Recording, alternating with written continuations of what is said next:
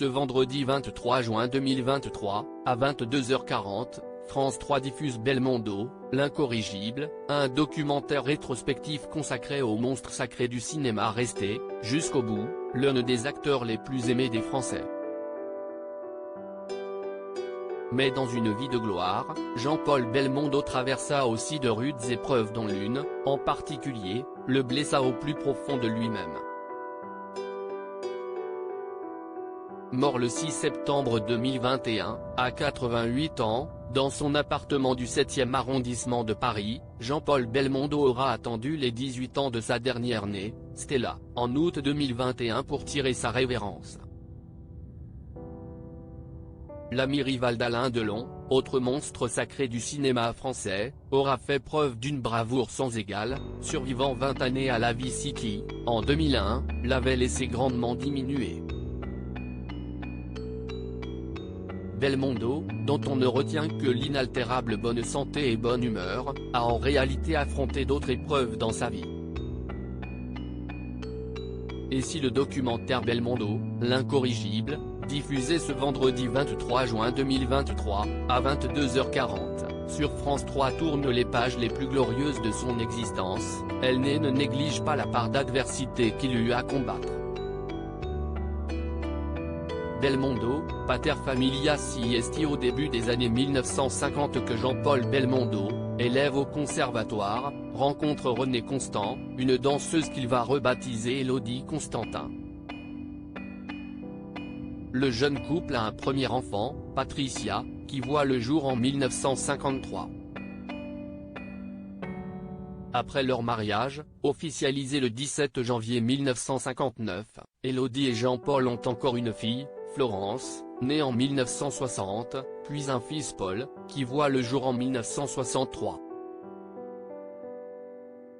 Ce dernier racontera qu'après la séparation de ses parents, survenue suite au tournage des Tribulations d'un Chinois en Chine, en 1965, les occasions, plus rares, de voir leur père, en couple avec Ursula Andress puis Laura Antonelli, seront toujours mémorables. Paul, notamment, sera associé à certains tournages de la star, ce dernier l'initiant également au sport qui seront une passion commune aux deux hommes. Jean-Paul Belmondo sera également un père tendre, attentif et vigilant pour Patricia et Florence. On ne peut pas perdre un enfant, CIST contre nature le 31 octobre 1993, Jean-Paul apprend l'impensable, sa fille aînée, Patricia, vient de mourir dans l'incendie de son appartement de la rue de Rennes, à Paris. Elle avait 39 ans. Le soir même, le comédien doit monter sur scène pour jouer dans une comédie de Feydeau dont il tient la tête d'affiche, Tailleur pour dames. Désemparé, anéanti, il reçoit ce conseil de son médecin: si vous ne jouez pas maintenant, vous ne jouerez plus jamais. Belmondo suivra la vis et montera sur les planches, ce soir-là, gardant pour lui sa douleur. Mais, beaucoup plus tard, il témoignera dans ses mémoires, intitulées Mille vivent mieux qu'une, Fayard: ma petite chérie, ma fille Patricia, n'a pas eu le temps d'avoir 40 ans. Ma petite fille est morte. Elle qui faisait ma joie, travaillant comme moi dans le cinéma, mais derrière la caméra, mon enfant, je ne la prendrai plus dans mes bras. On ne peut pas perdre un enfant. CIST interdit, contre nature.